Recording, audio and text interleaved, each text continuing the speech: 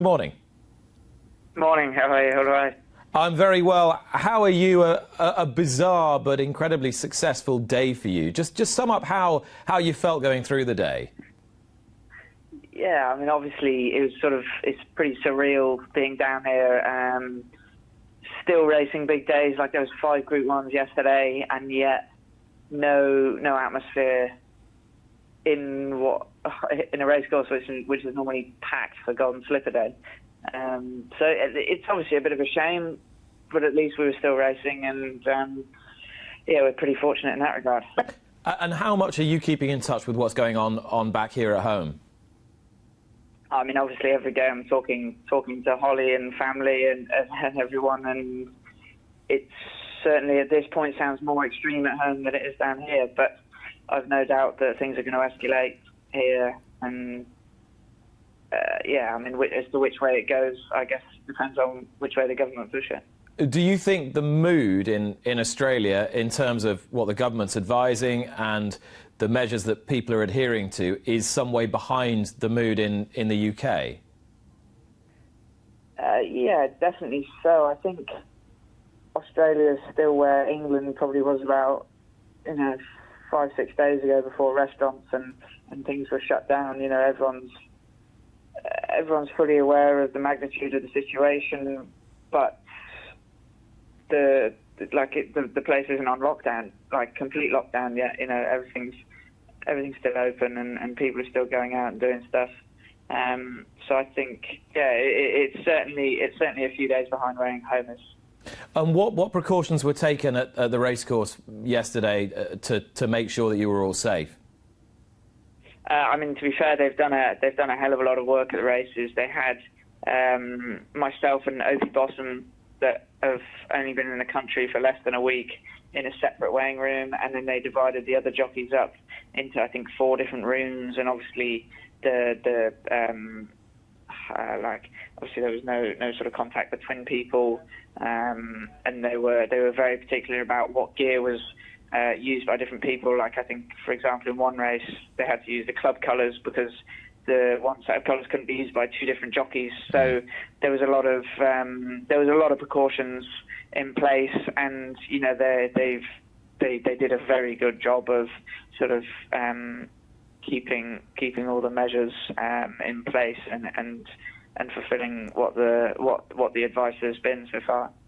It seems equally strange, really, that I didn't start the conversation by congratulating you on a Group 1 double, which is a remarkable achievement, particularly the other side of the world. So many congratulations. A brilliant ride, I thought, on a Dabe who clearly quite liked the ground. Yeah, I mean, I think to be fair to him, he was extremely tough on the day. The way it went early doors, I had to go forward and make the running with him, and to be honest, on that ground, I think it suited in the fact that he could get rolling, and there was no sort of sudden pressure for him to have to find 2 gears within the space of a couple of strides. And I think it certainly helped that I was able to wind it up from a good way out, get him galloping and get him stretching instead of trying to get him to sprint on that ground. And you were the runner-up, pulled a nice way clear of the 3rd in the end. Clearly he's a smart horse with Group 1 form in the UK as well. The commentator was eulogising about your skills. They do love a sound judge of pace down under, don't they? Yeah, there's as everyone knows, there's a sort of large amount of scrutiny on the racing down here, and the pace awareness is probably one of the most important parts of race riding down here. So it's something that I know James Doyle, when he spent time down here, sort of said he was most aware of going home, sort of the tactical side and the pace awareness. And certainly I've definitely found it coming home from here on, like obviously from my previous trip and last year as well.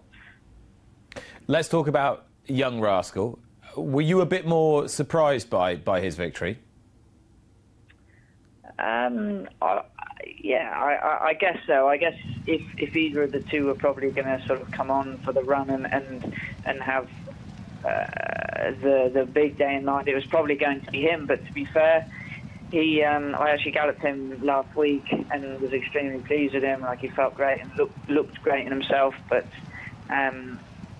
I was lucky the race got wound up early enough because we went very steady on the way round, and you know, Roseville's a nice long straight, and to be fair, it turned into a bit of a stamina test the last couple of 100 metres, and obviously he has got stamina in back, so it pulled away nicely. Interesting you say that, because William Haggas and I have spoken about this horse many times, and he was struggling to figure out exactly what trip was his optimum, whether he was a middle distance horse who needed a strong gallop or whether he was a genuine stayer. What do you think? I mean, off the back of that, clearly he's got loads of ability and class in the first place, but you know, I mean, I think he has clearly got loads of staying potential, and I think yesterday was just more of a show of class that he managed to win off that pace than anything else. Tom, it's a great day for you, and obviously, as you pointed out, racing in Australia is probably not going to go on for that much longer. Are you going to be able to get back okay?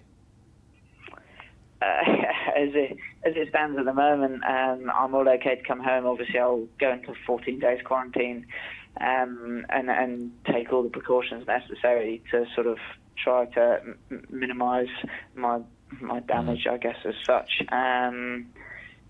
But obviously, if they carry on racing here, I will stay here, and the situation is changing daily. So, you know, where I'll be in 2 weeks or where everyone will be in 2 weeks, I guess sort of remains to be seen, and we'll have to just wait and see day by day as to what the different rules are changing to. Tom, whatever happens, wish you well, safe return, and look forward to seeing you. Well done. Thanks so much. Not at all. Very kind of you. Thank you. Subscribe to Racing TV to be notified when more Luck on Sunday videos are appearing online. And don't forget to join me for the show every Sunday morning from 9 o'clock with the best guests.